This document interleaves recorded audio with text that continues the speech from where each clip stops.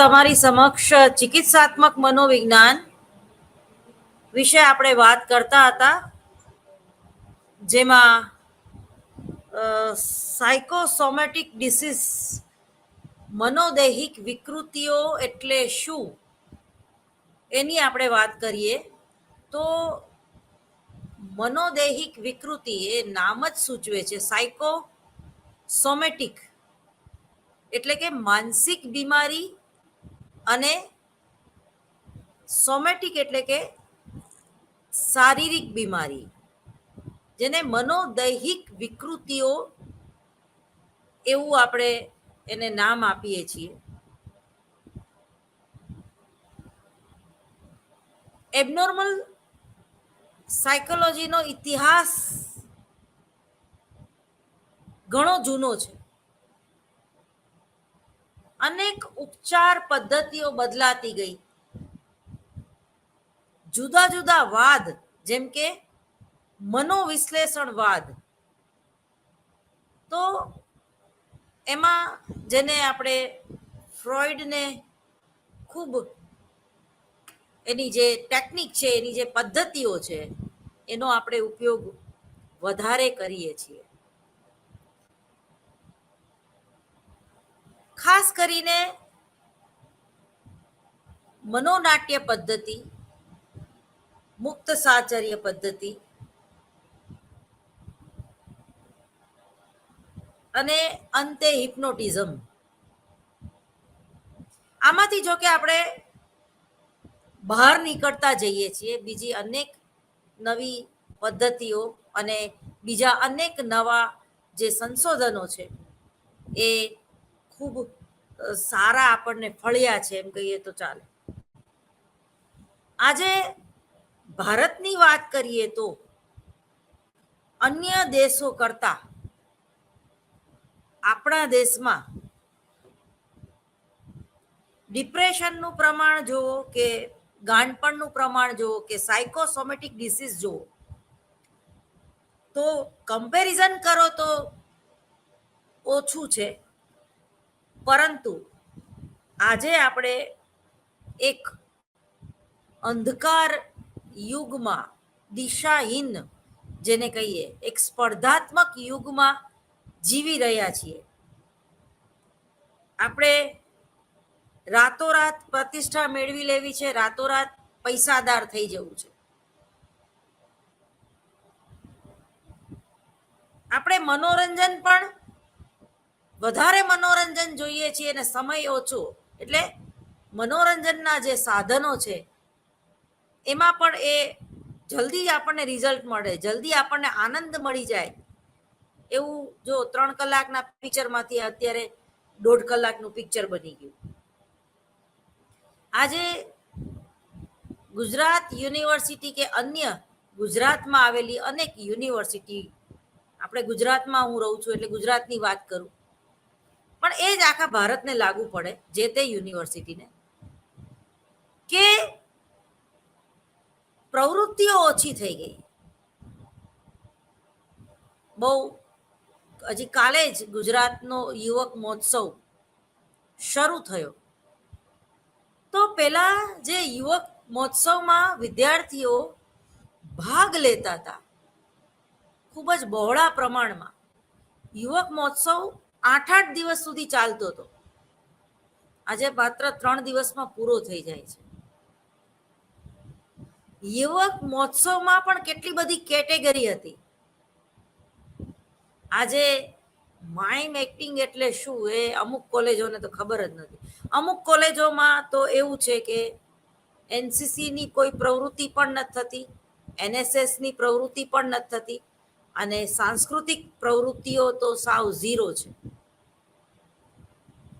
આ જે બધી પ્રવૃત્તિ છે, સ્પોર્ટ્સથી માંડીને કલ્ચરલ એક્ટિવિટીઝ, એ તમારા શારીરિક અને માનસિક સ્વાસ્થ્યને મેળવવા માટેની પ્રવૃત્તિ છે. માનસિક સ્વાસ્થ્ય અને હેલ્થ અને વેલ્થ મેળવવાની પ્રવૃત્તિઓ છે. આજે દિન પ્રતિદિન એમાં ઘટાડો થતો જાય છે. કોઈને શેમાંય રસ નથી રહ્યો. આજનો જે યુવક છે એ સતત માત્ર ને માત્ર મોબાઈલમાં અને સોશિયલ મીડિયામાં રચ્યો પચ્યો રહે છે. એના દેખીતા કોઈ મિત્ર નથી, પણ ફ્રેન્ડ ફોલોવર લાખો અને હજારોની સંખ્યામાં છે. એટલે આપણો જે સમાજ પ્રત્યેનો જે ભાવ જે છે, કૌટુંબિક વસુધૈવ કુટુંબની જે ભાવના છે, એ ક્યાંક ને ક્યાંક ઘટતી જાય છે. આજે નાનામાં નાનું બાળક છે, એનો ઉછેર પણ એક આયા કરે છે, માતા પિતા. એટલે ટૂંકમાં આપણે ધીમે ધીમે જે પશ્ચિમી સંસ્કૃતિઓથી રંગાતા જઈએ છીએ અને આપણું જે કલ્ચર આપણેથી છૂટતું જાય છે, એના હિસાબે આપણે અસલામતીની ભાવના અનુભવીએ છીએ અને અંતે આપણે ભય, ક્રોધ, મનોભાર, હતાશા, નિરાશા, વધારે પડતી ચિંતાનો ભોગ બનતા જઈએ છીએ. આજે સંયુક્ત કુટુંબો તૂટતા જાય છે.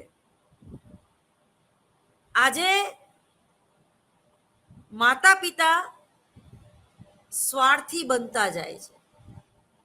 આજે મામાનું ઘર કેટલું દીવા બળે એટલું, એ વાત આપણે ભૂલી ગયા છીએ.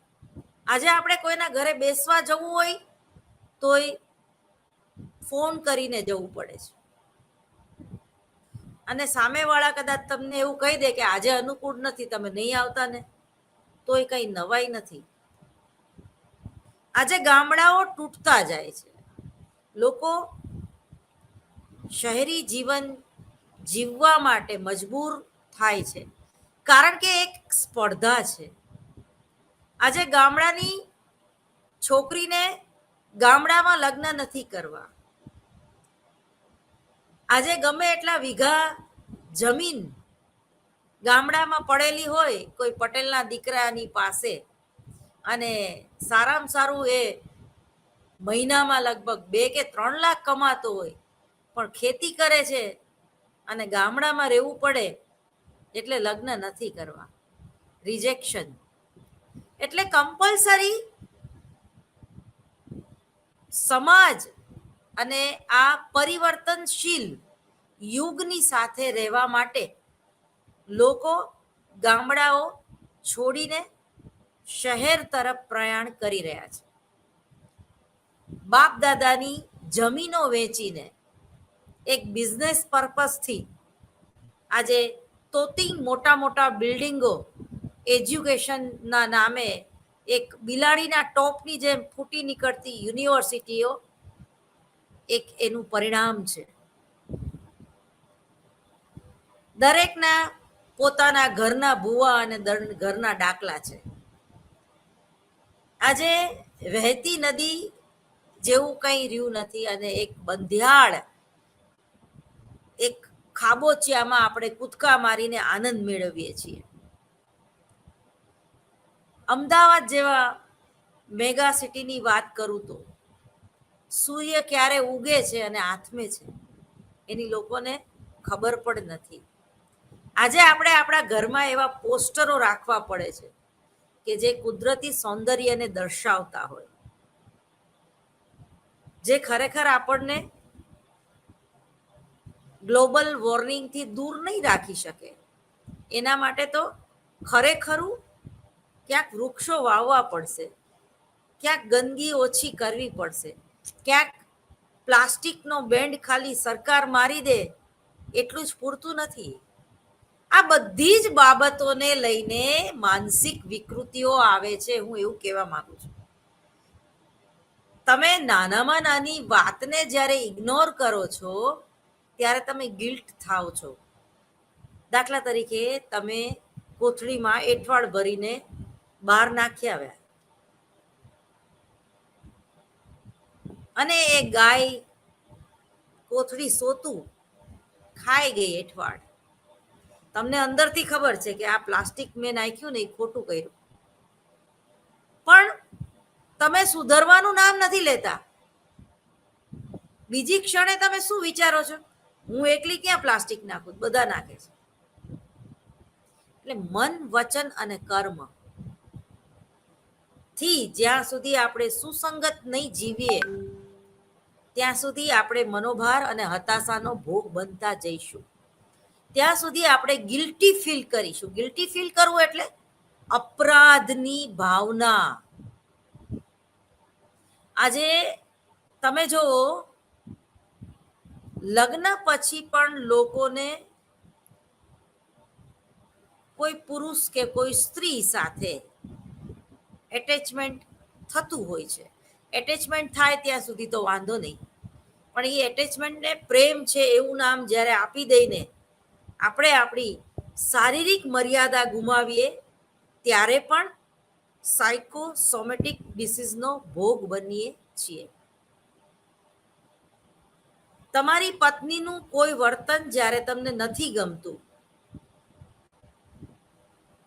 ત્યારે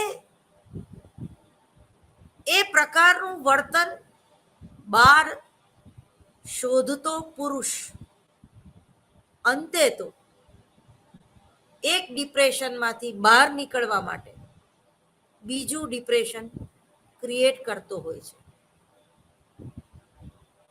આજે તમે જુઓ છૂટાછેડાના કેસ વધતા જાય છે. પોલીસ સ્ટેશનમાં જાઓ, દવાખાનામાં જાઓ કે કોર્ટમાં જાઓ, શાક માર્કેટમાં જેટલી ભીડ હોય એનાથી ડબલ દેખાય છે. શા માટે? ક્યાંક ને ક્યાંક માનવની સાથે જે માનવના સંબંધો છે એમાં એક ભયંકર મોટી ખાઈ આવી ગઈ છે. આજે કોઈ પોતાની જાતને સેફ છે એવું સમજતા નથી. આજે ગણેશ ચતુર્થી છે. કેટલા લોકોને ખબર છે કે આજે ગણેશ ચતુર્થી છે? કોઈ પણ સરકારી ખાતામાં અમુક જગ્યાએ રજા જોવા મળે છે, અમુક જગ્યાએ રજા જોવા મળતી નથી. ક્યાંક ઈદની રજા છે, ક્યાંક મોહરમની રજા છે, ક્યાંક સંવત્સરીની રજા છે, ક્યાંક ગણેશ ચતુર્થીની રજા છે. એકતામાં ભિન્નતા અને ભિન્નતામાં એકતા એનો કઈ વાંધો નથી, પરંતુ આજે આપણને એવો વિચાર નથી આવતો કે ગણેશ ચતુર્થી આપણે શા માટે ઉજવવી જોઈએ, અથવા તો ગણપતિનું જે સ્થાપન કરવામાં આવે છે અને એનું જે વિસર્જન કરવામાં આવે છે એની સાથેની આખી ફિલોસોફી ભૂલાતી જાય છે. એ કર્મ, એ ક્રિયા, એ બધું આપણને યાદ છે. આજના ગુજરાત સમાચારમાં જો તો મોટા અક્ષરે લખેલું છે કે શિલ્પા શેટ્ટીએ પોતાના ઘરમાં ગણેશનું સ્થાપન કર્યું. તો આમાં ગણેશજીને મોટા ચિતરવાની વાત છે કે શિલ્પા શેટ્ટીને? એટલે શિલ્પા શેટ્ટી પોતાના ઘરે ગણેશજીનું સ્થાપન કર્યું એટલે આપણે કરવું જોઈએ. આ જે ફિલોસોફી આપણા માઇન્ડમાં પેસી ગઈ છે એ સાયકોસોમેટિક ડિસીઝનું કારણ છે. કઈ રીતે? દેખાદેખી. બાજુમાં મર્સિડીઝ કાર કોઈએ ખરીદી એટલે આપણે ખરીદવી જ જોઈએ. બાજુવાળા છોકરાએ 12 સાયન્સ લીધું એટલે આપણા છોકરાને આપણે 12 સાયન્સ જ લેવડાવવાનું. દેખાદેખીમાં જે આપણે આંધળું અનુકરણ કરી રહ્યા છીએ એ ભયજનક છે. આપણે ગુજરાતી હોવા છતાં ગરબા ચોથ રહીએ તો એ ગાંડપણ છે, કારણ કે એ આખો ઉત્સવ કે એક આખી જે ધાર્મિક બાબત છે એ આખા અલગ રાજસ્થાની કે પંજાબ લોકોની છે. કરવામાં કોઈ વાંધો નહીં, સમજીને કરો. આંધળું અનુકરણ એ એબનોર્માલિટી સર્જે છે, કારણ કે એનું લોજિક તમને ખબર નથી. બાળક હોય ત્યારે એ અનુકરણ દ્વારા જ શીખે છે, પરંતુ મોટા થઈ ગયા પછી કોઈ સેલિબ્રિટીએ નું સ્થાપન કર્યું એટલે આપણે કરવું જોઈએ, તો એ ગણેશ ભગવાન આપણને એનું ફળ આપતા નથી. પરંતુ મનમાં ઈચ્છા થઈ અને મનને સારું લાગે છે એટલે ગણેશ સ્થાપન કરવું, તો એ ફળદાયી છે. એ જ રીતે એની પાછળ એક બીજી એક મોટી માન્યતા છે કે એકવાર તમે ગણેશ સ્થાપન કર્યું ને એટલે તમારે જ્યાં સુધી જીવો ત્યાં સુધી ગણેશ ભગવાનને ઘરે લાવવાના. માની લો કે એકવાર તમે પ્રવાસમાં જતા રહ્યા, એકવાર તમારા ઘરમાં કોઈનું મૃત્યુ થઈ ગયું, કે બીજી કોઈ ત્રીજી કોઈ ચોથી કોઈ સમસ્યા આવી ગઈ, કે કઈ સમસ્યા ન આવી, ઈચ્છા ન થઈ, તો એટલે આ જે ખોટી આદત, ખોટી માન્યતા, ખોટા રીત રિવાજો જે ઘર કરી બેસે છે, એ આપણને ચિંતા નિપજાવે છે. એક જાતની બીક કે ડરથી પછી આપણે બીજા વર્ષે ગણેશ સ્થાપન કરીશું. એક વર્ષે 2021માં બહુ દિલથી કર્યા હતા, 2022માં કોરોના હતું ને કઈ કામ નહોતું એટલે કર્યા, પણ 2023માં આરો ટાઈમ નથી તોય ગણેશ સ્થાપન તો કરવું પડ્યું. કેમ? ચલો વેમ આવે કે આ વખતે, પણ આ વખતે શું અમે 3 જ દિવસના ગણેશ સ્થાપન કર્યું, ત્રીજે દિવસે અમને વિસર્જન કરી દઈશું. કમ્પલસરી નથી, ભગવાન તમને આવું નથી કહેતો, પણ તમે બીકને કારણે જે કમ્પલસરી કામ કરો છો અને એ 3 દિવસ સ્થાપન કરવા છતાં બિઝનેસમાં જ્યારે નુકસાન જાય છે કે એક્સિડન્ટ થાય છે, ત્યારે હાળું તમને એમ થાય કે મેં તો ગણેશ સ્થાપન કર્યું તોય મારો એક્સિડન્ટ થયો. પણ તે બીકથી કર્યું છે, તારા મનથી ક્યાં કર્યું? તે દેખાદેખીમાં ગણેશનું સ્થાપન કર્યું. પાછા ઘણા તો દોડ્ડા આવ્યા હોય કે 3 જ દિવસ કર્યું ને 10 દિવસ ન કર્યું ને એટલે આવું થયું. તો આ પ્રકારની બીક કે આ પ્રકારનો જે ભય છે, એ ભય આપણને વિભ્રમ કે વિકૃત ચિંતા તરફ લઈ જતો હોય છે. આપણને કનેક્ટ થતા પણ નથી આવડતું, આપણને ડિસ્કનેક્ટ થતા પણ નથી આવડતું. માટે આપણે મનોદૈહિક વિકૃતિઓનો ભોગ બનતા હોઈએ છીએ. જ્યારે આપણે આપણા સંસ્કાર કે આપણા ડીએનએ થી વિરુદ્ધ કંઈક કરતા હોઈએ ત્યારે એક પ્રકારની જ્ઞાની આપણે અનુભવીએ છીએ કે ભાઈ મારા કુટુંબમાં કોઈ નોનવેજ નથી ખાતું અને હું બહાર છાનો માનો ખાઉં છું. હવે એ નોનવેજ ખાવાથી નહીં, પરંતુ એવું વિચારવાથી નોનવેજ ના ખવાય, પણ પેલા જીમ વાળા પાછળ પડી ગયા છે કે તું સાવ પતલો ડુગલી જેવો છો ને તું ઈંડા નહીં ખા, કે તું કુકડાનું માંસ નહીં ખા, ત્યાં સુધી તું જાડો નહીં થાય. એમાંથી પ્રોટીન મળે. વિટામિન બી લેવા માટે તું માછલીનું તેલ નહીં પેલા ટોનિક તરીકે લે, ત્યાં સુધી તને વિટામિન બી શરીરમાં મળશે નહીં.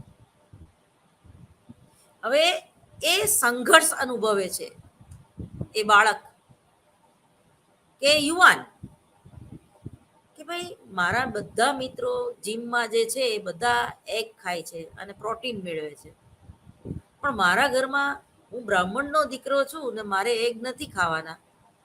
પાછા ઘણા મા બાપ તો એમ કે ઘરે નહીં તું બહાર ખાઈ આવ. શું આનો શું મતલબ છે? એટલે ઘરમાં ટૂંકમાં ડાયું રહેવાનું, ઘરમાં રામ અને ગલી મેં શ્યામ, આવી શિખામણો પણ ઊંધી આપતા હોય છે. અથવા તો ઘરમાં બાળક છુપાવતું હોય કે પોતે બહાર નોનવેજ ખાઈને આવે છે, તો એક પ્રકારની ગિલ્ટી ફીલ કરે છે એ બાળક. અને જે એગ ખાવાથી કે નોનવેજ ખાવાથી એને ફાયદો થવો જોઈએ કે એને પ્રોટીન મળવું જોઈએ, એ પ્રોટીન તો નથી મળતું, કારણ કે એની જે માનસિકતા છે કે આ વસ્તુ ના ખવાય છતાં હું ખાઉં છું એટલે એનું રિઝલ્ટ નહીં મળે એને. કારણ કે કોઈ પણ વિચાર જે છે એ આ શરીર રૂપી તંત્રને અસર પહોંચાડે છે. દાખલા તરીકે મને હમણાં જ મારી HK કોલેજમાં એક વિદ્યાર્થીએ પૂછ્યું કે મેડમ, જમતા પહેલા આપણે કયા ભગવાનનું ધ્યાન ધરવું જોઈએ, અથવા તો જે બ્રાહ્મણ હોય છે અથવા તો જે રેકી માસ્ટર હોય છે એ રેકીમાં કયું ધ્યાન ધરે છે, અથવા તો આપણે ભગવાનને શા માટે થાળ ધરવો જોઈએ, અને ખાસ કરીને એમ કે એમાં કયો શ્લોક બોલવો અથવા તો કયા દેવી દેવતાનું ધ્યાન ધરવું જોઈએ. બહુ સરસ પ્રશ્ન હતો અને પૂછવો જ જોઈએ, અને 100% એની એક પોઝિટિવ અસર હોય છે. તમે જો આપણું જે તત્વજ્ઞાન છે, આપણી જે ભારતીય સભ્યતા અને આપણી જે કઈ ભારતીય સંસ્કૃતિ છે, એ શારીરિક અને માનસિક રીતે સ્વસ્થતા મેળવવાની એક આખી પ્રોસેસ છે. તો આજે અહીંયા પણ હું કહેવા માંગુ છું કે તમે કયો ખોરાક ખાઓ છો એ પણ ખૂબ જરૂરી છે. તમે જ્યારે પૌષ્ટિક આહાર લેતા નથી અને કુપોષણનો ભોગ બનો છો, સમયસર જમતા નથી, વધારે પડતું જમો છો, કે 4 થી 5 વાર વારંવાર જમો છો, હોજરીને આરામ નથી આપતા, રાત્રે 12 વાગે પણ ખાવાનું મન થાય ને ડબ્બા ખોલીને જ્યારે બેસી જાઓ છો, અને એ પણ ગમે તે ટીવી ઉપર માર ધાડની ગદ્દર જેવા પિક્ચર જોઈને તમે નાસ્તો કરતા હોય કે જમતા હોય, કકડાટ કરીને તમે જમતા હોય, તું મેં કરીને તમે જમતા હોય. કોઈ સ્ત્રી પોતાના પતિને સરખું કમાતો નથી, એ બોલી બોલીને જમવાનું પીરસતી હોય. તમને ખબર છે 50 રૂપિયે કિલો આજે આ કારેલા આવ્યા, અને એવું પીરસે, એ પુરુષને કેવું થાય? એ જમી શકે? એ કારેલાનો જે ગુણ છે ડાયાબિટીસને કંટ્રોલ કરવાનો, એ કારેલાનો જે ગુણ છે ને એ ગુણ અડધો થઈ જાય.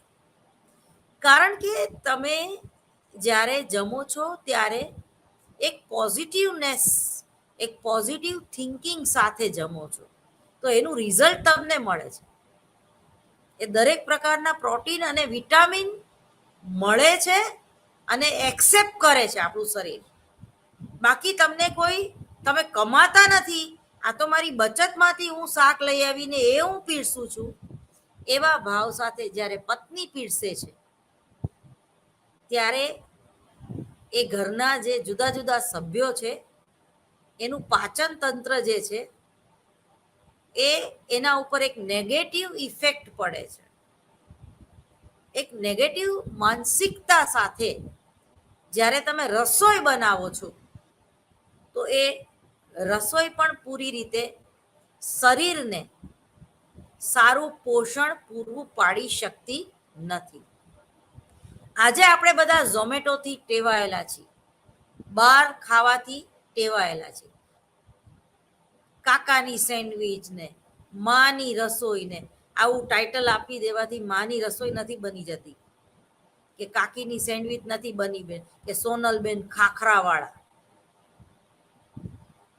ઠીક છે, ક્યારેક તમે ચેન્જ માટે બહાર ખાઈ આવો, પણ આજે કોઈને સમય નથી રસોઈ બનાવવાનો, ઘરમાં પણ રસોઈયાણી આવે છે, અને એ રસોઈયાણી પણ કેવી, એને આપણે શાક પણ સુધારી દેવું પડે, એને આપણે સતત મદદ કરવી પડે.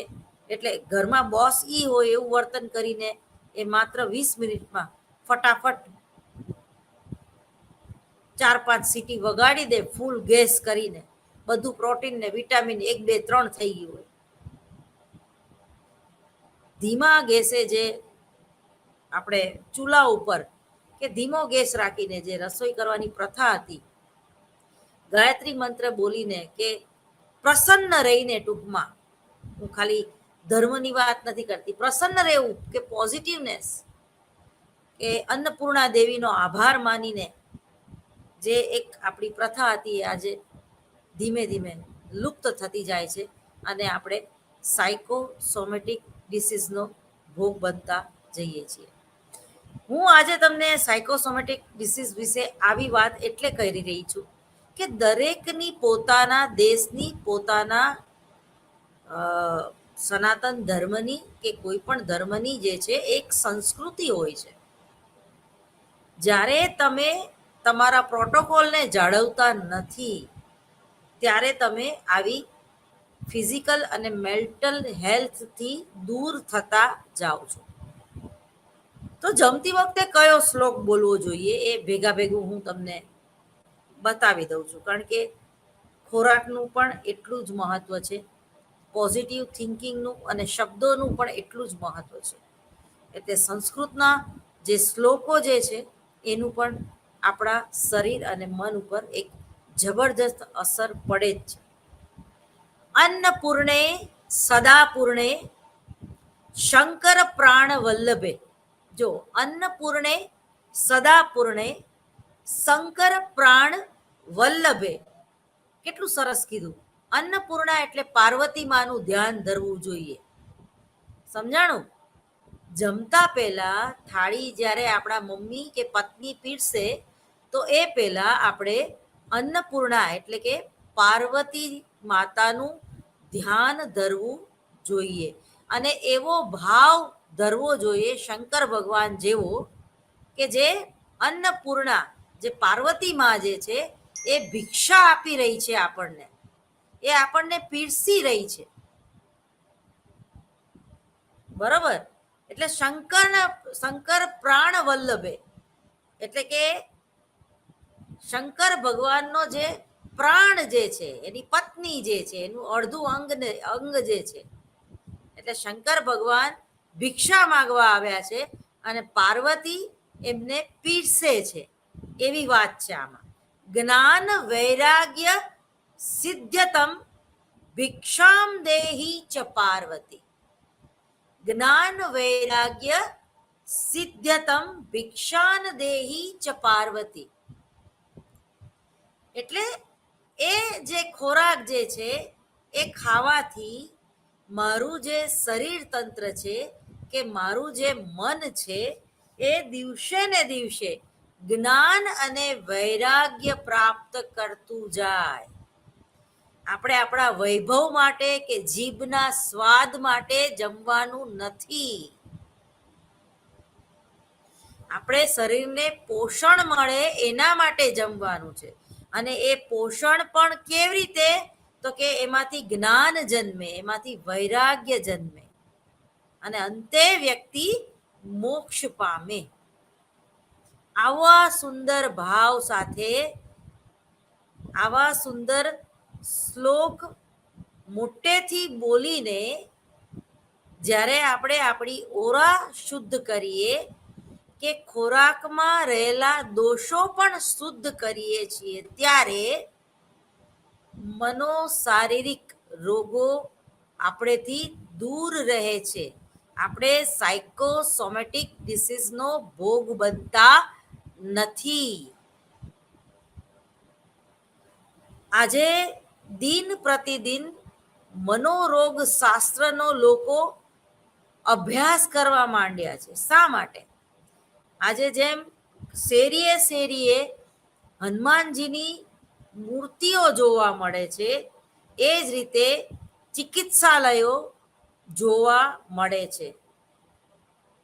માનસિક સ્વાસ્થ્ય મેળવવા માટે પણ આપણે માનસિક જે ટ્રીટમેન્ટ કરવી પડતી હોય એની પાસે જવું પડે છે. હવે આવા દવાખાના કેટલા, પરંતુ તમે જો એનામાં પણ વધારો થતો ગયો છે. આજે તમે મેન્ટલ હોસ્પિટલમાં તમે જાઓ તો કેટલા બધા તમને સ્કિઝોફ્રેનિયાના પેશન્ટ જોવા મળે છે. આજે તમે એક સર્વે કરો તો કેટલા લોકો આપઘાત કરતા બચી ગયા હોય એવા લોકો સલાહકાર પાસે આવે અને પોતાનું કાઉન્સલિંગ કરાવતા હોય એવી રીતે જોવા મળે છે. તો આ એક ચિંતાજનક પરિસ્થિતિ છે આપણા સમાજ માટે. એક પ્રોફેસર તરીકે મને પણ એક એવી ચિંતા છે.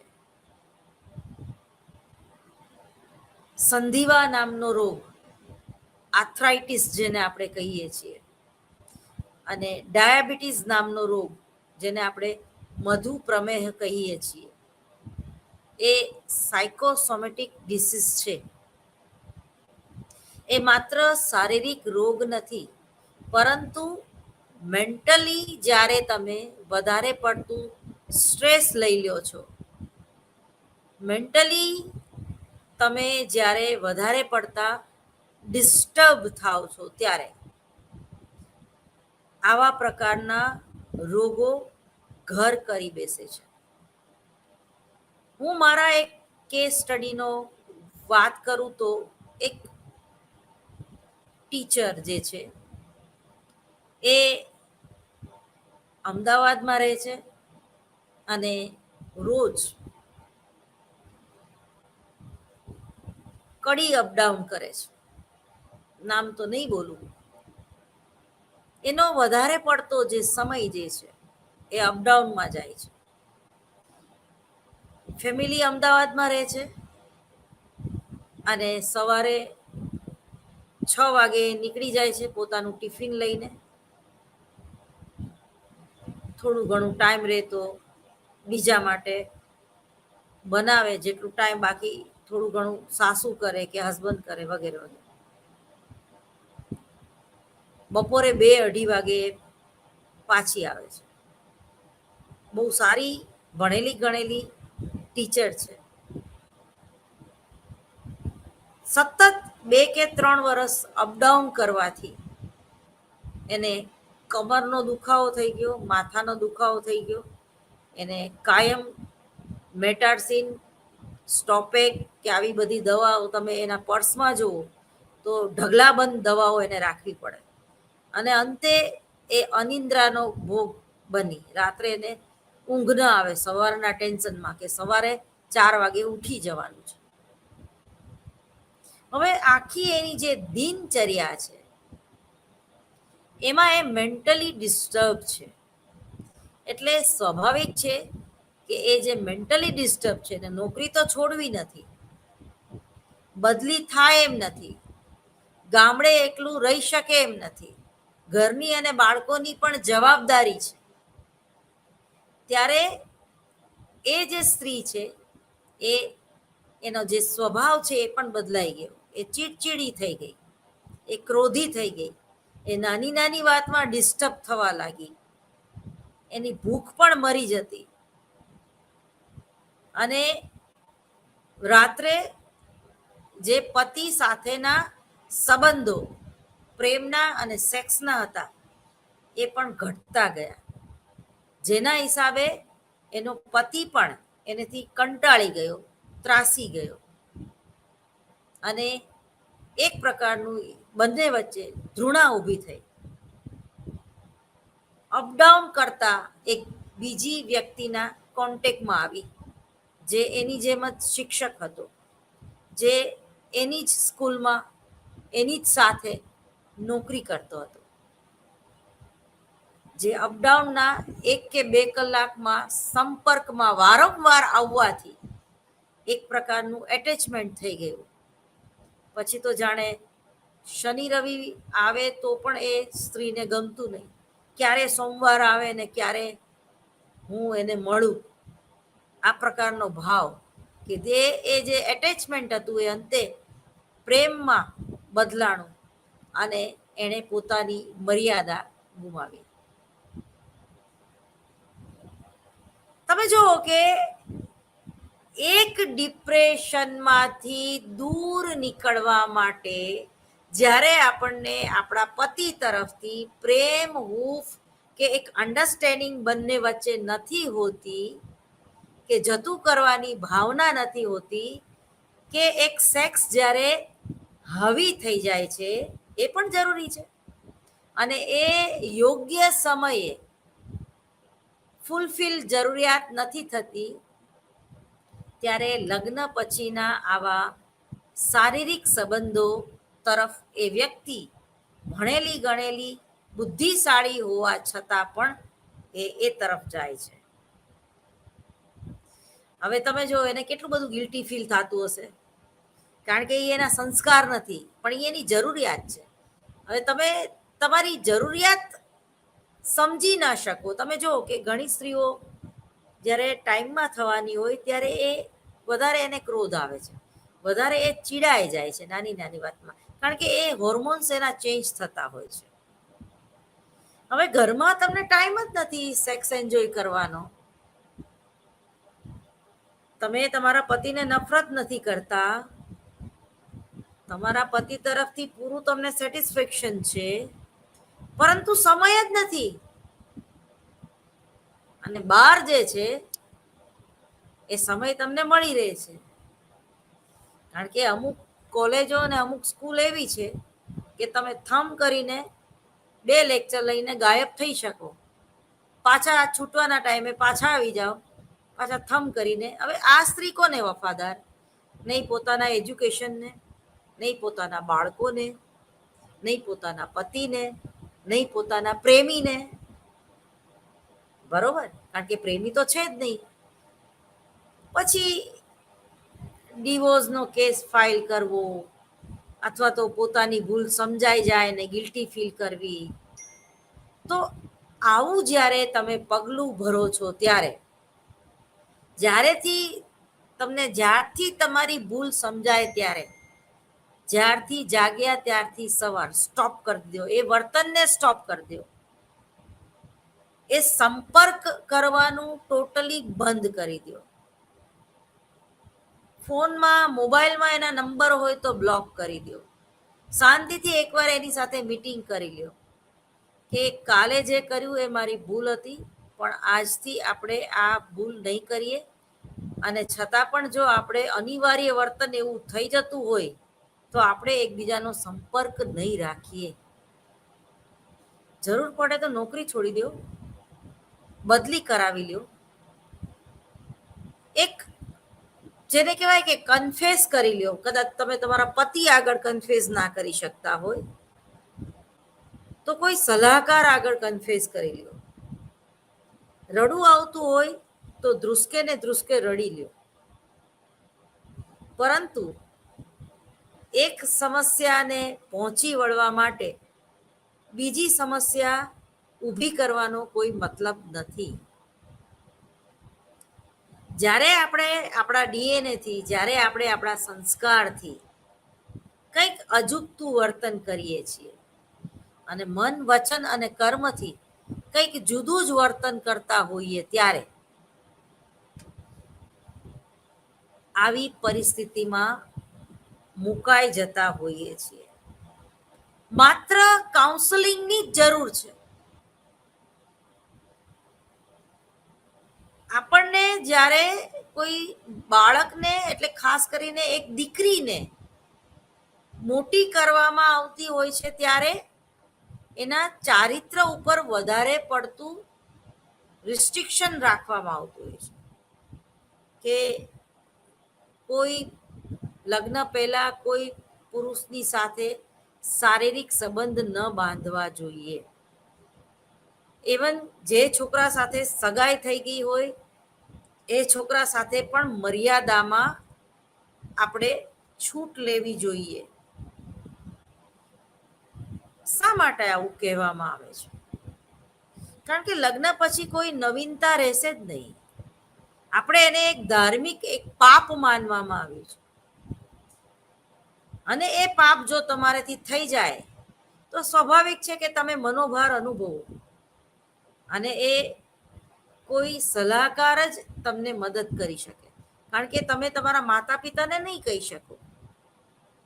એ જ રીતે ઘણીવાર એવું બને કે કોઈ છોકરી નાની ઉંમરે પોતાના કાકા, મામા, દાદા કે કોઈ પોતાના કુટુંબીજનો કે પાડોશના કોઈ પુરુષના, જેને કહે કે એની હવસનો ભોગ બની હોય, એના ઉપર એને ડરાવીને, ફોસલાવીને એની સાથે સેક્સ કરવામાં આવે, અને સતત એ જેને કહીને કે પોતે પાપી છે એવો ભાવ અનુભવે કે પોતે કંઈક ખોટું કરી નાખ્યું છે ને હવે પોતાને જીવવાનો કોઈ અધિકાર નથી, જ્યારે એવું મનોવલણ, એવો પૂર્વગ્રહ જ્યારે ઘર કરી બેસે ત્યારે પણ કાઉન્સલિંગની જરૂર પડે છે. જ્યારે કોઈ પરિસ્થિતિ તમારા હાથમાં હોતી નથી ત્યારે, જ્યારે તમને સારા નરસાનું નોલેજ હોતું નથી ત્યારે, જ્યારે તમે કોઈ નબળી ક્ષણોનો ભોગ બનો છો ત્યારે કંઈક ભૂલ કરો છો અને એ ભૂલ તમને સમજાઈ ગઈ, ધેટ્સ ઓલ. પછી અપસેટ થવાની જરૂર છે જ નહીં. હા, એ ભૂલ બીજી વાર ન થવી જોઈએ, એ ભૂલ બીજી વાર ન થવી જોઈએ, એટલું જ સોલ્યુશન છે. પછી એ વાતને વાગોળીને દુખી થવાની જરૂર નથી. ઘણા લોકો વધારે પડતું ફીલ કરે છે, ત્યાં તમારે ઇમોશનલ ઇન્ટેલિજન્સી કેળવવાની જરૂર છે, આવેગિક પ્રતિબદ્ધતા. કે ભાઈ જો ગાંધીજીએ પોતાના સત્યના પ્રયોગોમાં લખ્યું છે કે સત્ય શું છે, એવું એમને કોકે પૂછ્યું સત્ય શું છે, તો એમને બહુ સરસ જવાબ આપ્યો હતો કે સત્ય પણ બદલાતું રહે છે. આજે મારા માટે સત્ય એ હતું કે બકરીનું દૂધ પીવું જોઈએ અને બકરીને હું બદામ ખવડાવતો, પરંતુ હવે એ મારા માટે સત્ય નથી. એવી રીતે જ જ્યારે તમારામાં જ્ઞાન આવે છે, જ્યારે તમારામાં નોલેજ આવે છે ત્યારે એ જૂનું નોલેજ હોય છે એનાથી તમે મુક્ત થઈ જાઓ.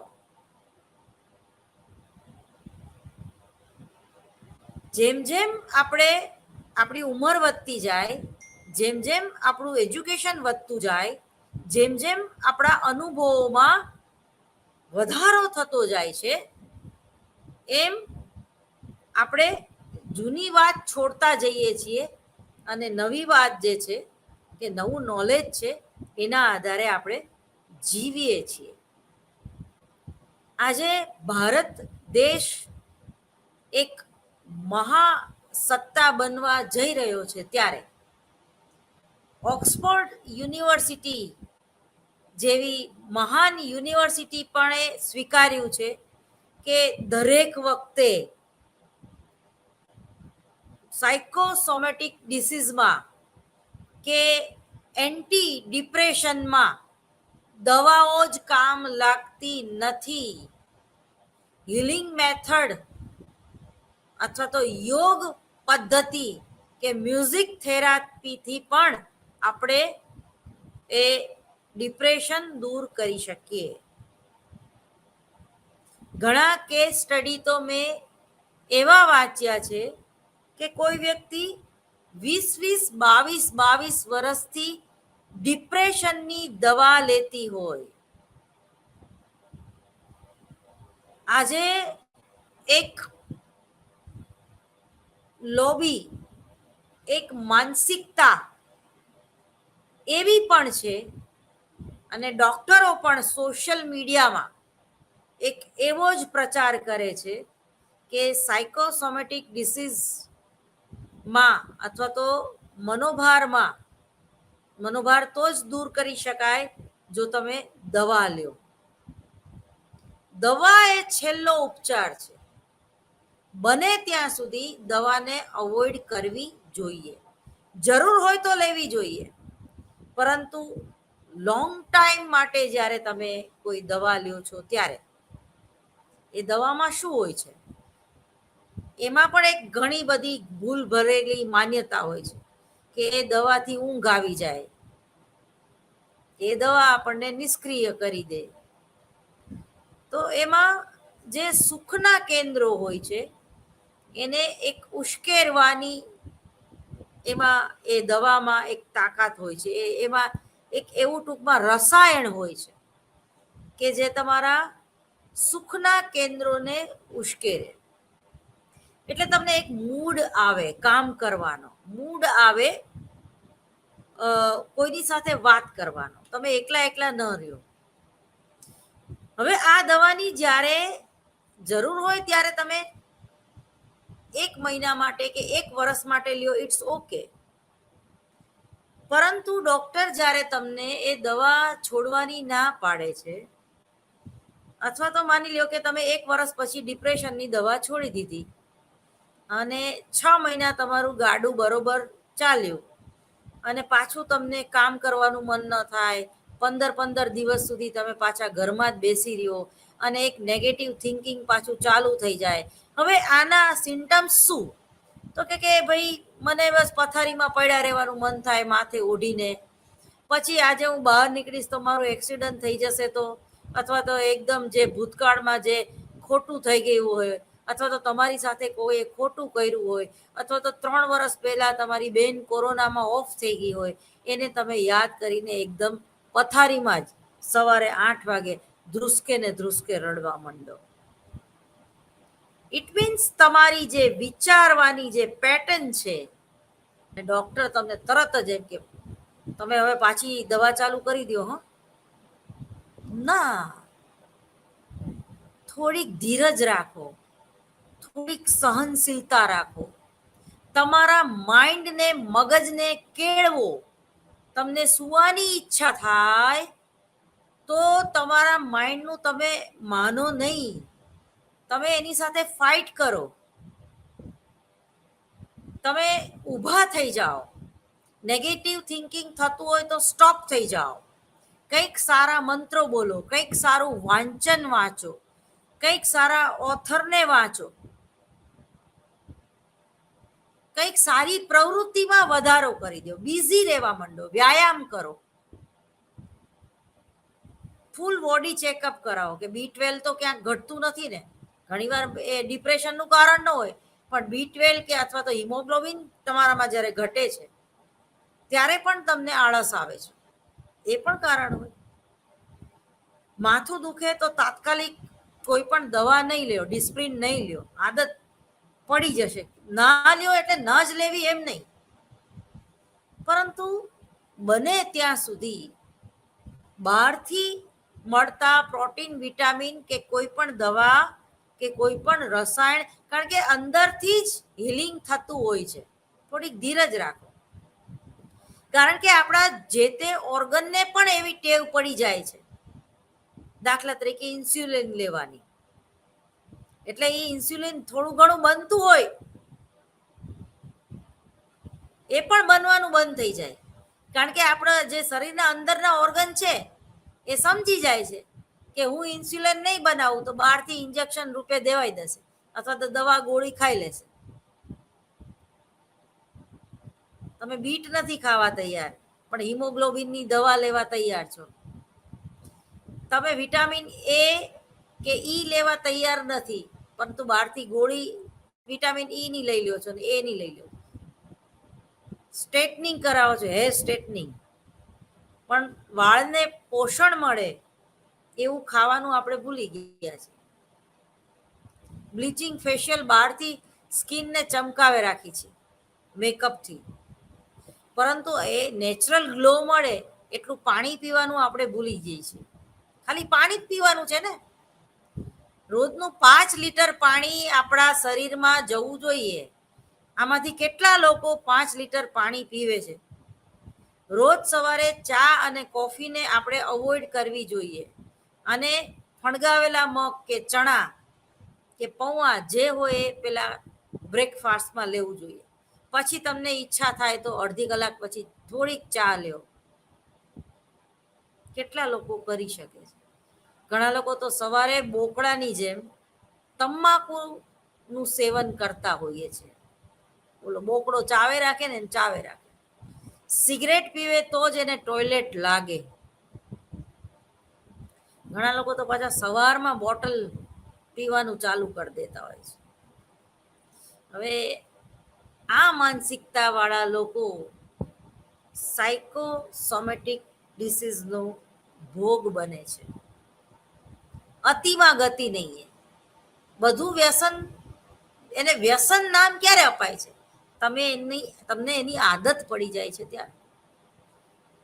તમારા શરીરને એની ટેવ પડી જાય છે. એ જ રીતે તમને કોઈ વ્યક્તિની પણ ટેવ પડી જાય. ધ્યાન ન રાખો. કોઈ વ્યક્તિ તમને રોજ તમે ઓફિસે જાઓ અને હક કરતી હોય અને ગુડ મોર્નિંગ કહેતી હોય, અથવા તો એક લાક્ષણિક મુદ્રામાં વિશિષ્ટ રીતે ટચ કરીને, ફ્લર્ટ કરીને તમને ગુડ મોર્નિંગ કે, તો તમને એની પણ ટેવ પડી જાય છે. એટલે જ આપણા ભારતીય સંસ્કૃતિમાં સેકન્ડ કરવાની ઓલી નથી, નમસ્તે. તો આજે એક પિરામિડ બન્યું, નમસ્તે, ઉર્જા ઉર્ધ્વ તરફ, વિકાસ. કોરોનાએ આપણને બધાને નમસ્તે કરતા શીખવાડી દીધું. પરંતુ જ્યારે તમે એકબીજાને ટચ કરો છો, એકબીજાને હક કરો છો, કે કોઈ વિશિષ્ટ રીતે એકબીજાની નોંધ લો છો, ત્યારે શરીર તો એક યંત્ર છે. શરીરને બીજા શરીરની ટેવ પડી જાય છે અને એને આપણે પ્રેમ નામ આપી દઈએ છીએ. એટેચમેન્ટ તો થઈ ગયું. હવે તમને એ ડિલીટ થતા એ બહુ વાર લાગશે. કારણ કે સાયન્સ, વિજ્ઞાન એમ કહે છે કે આપણે કોઈનો સ્પર્શ જે છે એ ભૂલી શકતા નથી. કોઈ ગુરુએ આપણા માથે હાથ મૂકીને આપણને આશીર્વાદ આપ્યા હોય તો એક સારી ફિલિંગ આવે છે. કોઈએ આપણી સાથે જે અડપલા કર્યા હોય એ આપણે ભૂલી શકતા નથી. કોઈએ પોતાનો પ્રેમ સેક્સ દ્વારા વ્યક્ત કર્યો હોય તો એ આપણે ભૂલી શકતા નથી. પરંતુ કોઈને આપણે મનોમન પ્રેમ કર્યો હોય, પ્લેટોનિક લવ જેને હું કહું છું, અપેક્ષા વગરનો પ્રેમ, અનકન્ડિશનલ લવ, પરંતુ શરીર ક્યાંય કોન્ટેક્ટમાં નથી આવ્યું, તો એ તમને ડિપ્રેશન નહીં આપે, એ તમને સાયકોસોમેટિક ડિસીઝ તરફ નહીં લઈ જાય, પરંતુ એક એવો સંબંધ કે જેમાં કોઈ ભૂખ નથી, કોઈ જરૂરિયાત નથી, કોઈ અપેક્ષા નથી, તો એ જે પ્રેમ છે એ તમને જ્ઞાન તરફ લઈ જશે, એ તમને વિકાસ તરફ લઈ જશે, એ પ્રેમ તમને મુક્તિ તરફ લઈ જશે. એ પ્રેમ એવો છે કે જે રાધા અને કૃષ્ણ વચ્ચેનો હતો. પેલો જે પ્રેમ છે એ તુચ્છ પ્રકારનો પ્રેમ છે, જેમાં મેરા પતિ સિર્ફ મેરા, આધિપત્ય ભાવ જોવા મળે છે. જે ગોપીઓ અને કૃષ્ણ વચ્ચે હતો. ગોપીઓને હંમેશા રાધાની ઈર્ષા આવતી હતી. બીજો જે પ્રેમ છે એ રાધાનો પ્રેમ છે, આધિપત્ય ભાવ. રાધે કૃષ્ણ, રાધે કૃષ્ણ, રાધે કૃષ્ણ. જ્યારે રાધા અને કૃષ્ણ બંને છૂટા પડ્યા ત્યારે કૃષ્ણ ભગવાને રાધાને વચન આપ્યું કે ભલે હું રૂકમણીનો પતિ હોઉં, પરંતુ લોકો તારું અને મારું નામ લેશે. મૂર્તિની બાજુમાં તો રાધા જ બિરાજમાન હશે. આધિપત્ય ભાવ. અને મીરાનો જે પ્રેમ હતો એ ત્યાગીને ભોગવવું, એને કોઈ એવી ઈચ્છા જ નહોતી કે કૃષ્ણની બાજુમાં લોકો મને જોવે. ત્યાગ કરીને ભોગવવું કે હરી કી મેં તો પ્રેમ દીવાની, મેરા દર્દ ન જાને કોણ. સમજીને છોડવું, સમન કરવું, તો એ ક્યારેય ડિપ્રેશન નથી આપતું.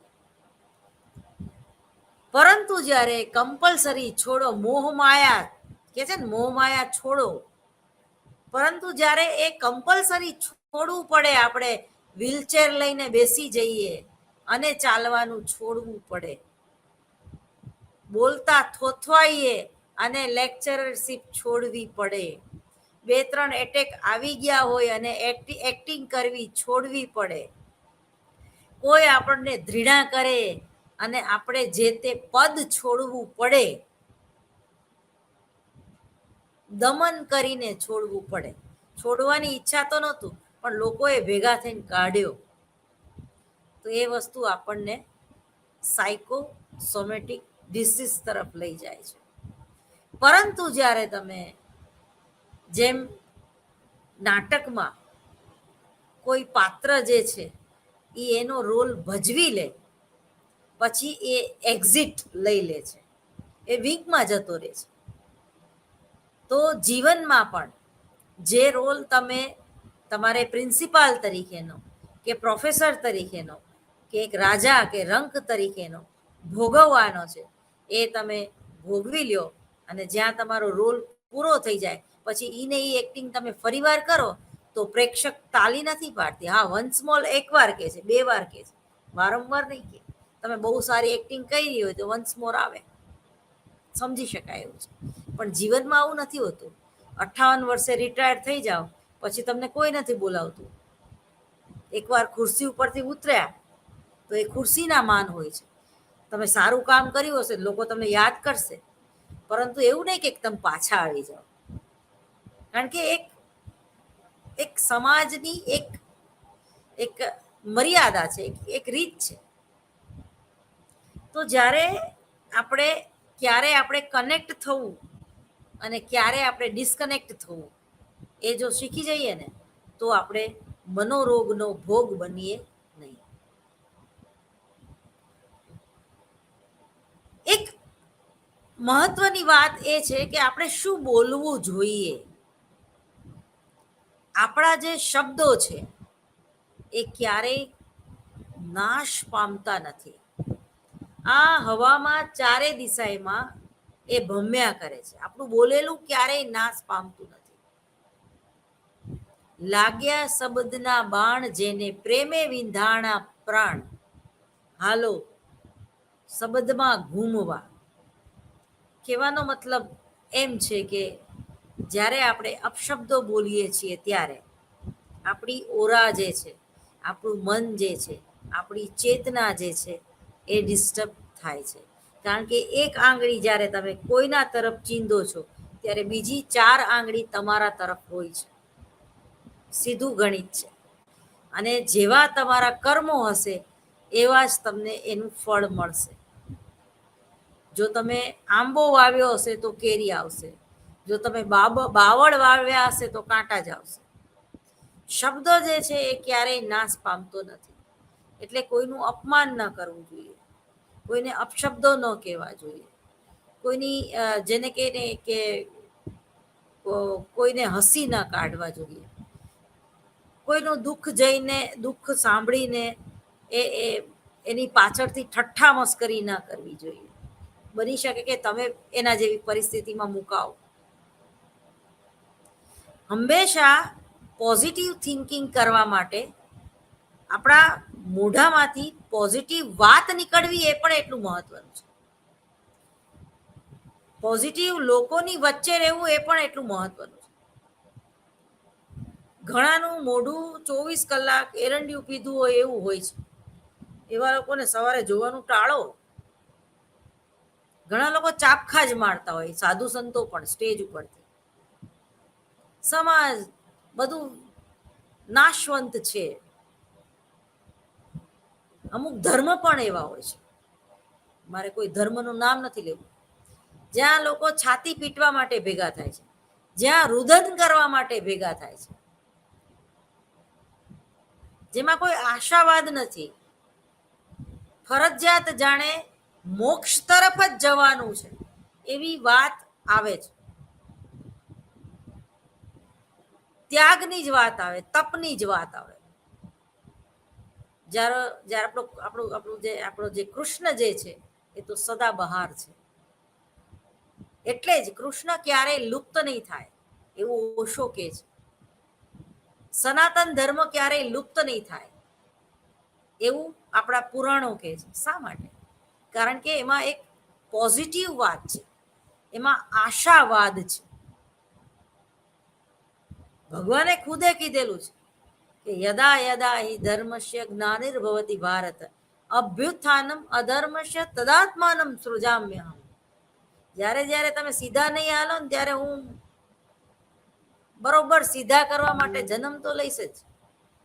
એને પણ કાયમ માટે મુક્તિ નથી જોતી. ખુદ શંકર ભગવાન પણ એના તપમાંથી એને બહાર આવવું પડે છે. કોઈ પણ વસ્તુ કાયમ રહેતી નથી, સારી કે ખરાબ. દિવસ પછી રાત હોય છે ને રાત પછી દિવસ હોય છે. તો આ જે પોઝિટિવ થિંકિંગ છે એના હિસાબે આપણે સાયકોસોમેટિક ડિસીઝ દૂર કરી શકીએ.